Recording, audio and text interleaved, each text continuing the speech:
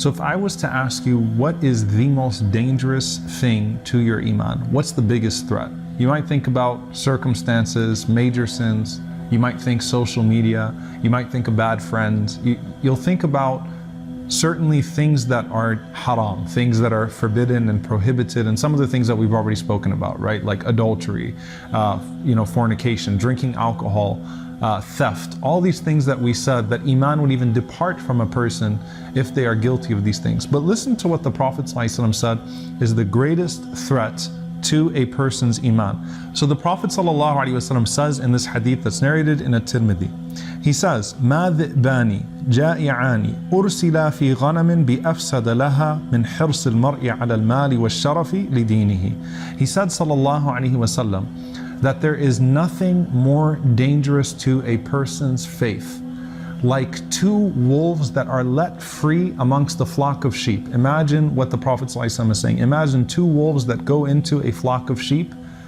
He said, sallallahu alaihi wasallam, the two most dangerous things, those two wolves to your faith being the sheep, are the love of wealth and the love of fame that a person has. The love of wealth and the love of fame are the two most dangerous threats to your iman, to your faith. So it's not a major sin, it's not some horribly haram thing, it's wealth and fame, the love for wealth and the love for fame. Now, is wealth a bad thing? No, the Prophet ﷺ taught us to have the upper hand instead of the lower hand.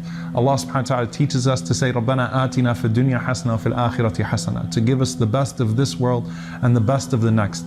But if a person has an uncontrollable desire for this world, for materialism, and they constantly pursue more and more and more wealth, then they're going to find themselves in a situation where they will resort to unethical things, where they will start to place expectations in that wealth, and that will distance themselves from Allah subhanahu wa ta'ala. And sometimes having a lot of money changes a person's personality. Wealth can actually change a person's behavior. So they'll start to resort to some of the things that we've spoken about in the past, these major sins that we've spoken about in previous episodes.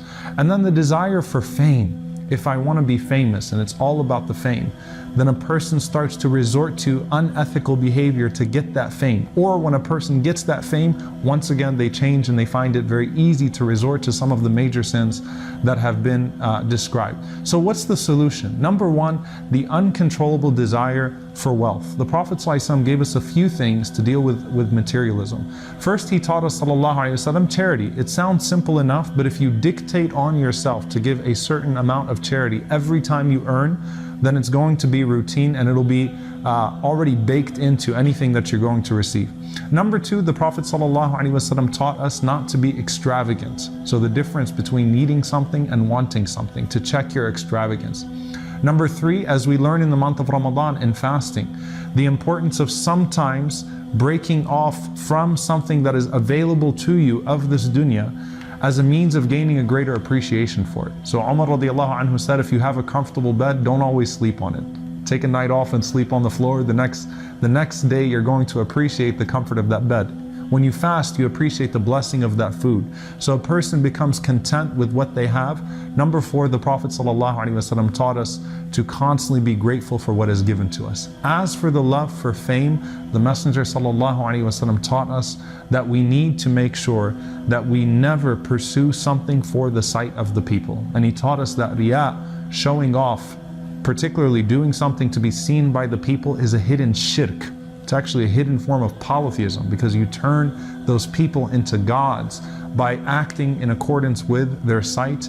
And essentially what we learn from our scholars of tazkiyah, our scholars of spirituality, Ibn al-Qayyim rahimahullah says, a person has to make the sight of Allah more beloved to them than the sight of the people. So secret good deeds, essentially try to get famous in the sight of Allah subhanahu wa ta'ala and with the angels that He boasts to, and forget about being famous with the people. So again, the two wolves that are let out on sheep that would destroy a person's iman are an unchecked love of wealth and fame. May Allah subhanahu wa ta'ala protect us from both, and may Allah subhanahu wa ta'ala grant us the wealth and the fame of the hereafter in the presence of His angels and our Messenger sallallahu alaihi wasallam. Allahumma ameen. See you all next time inshaAllah. Assalamu alaikum wa rahmatullahi wa barakatuh.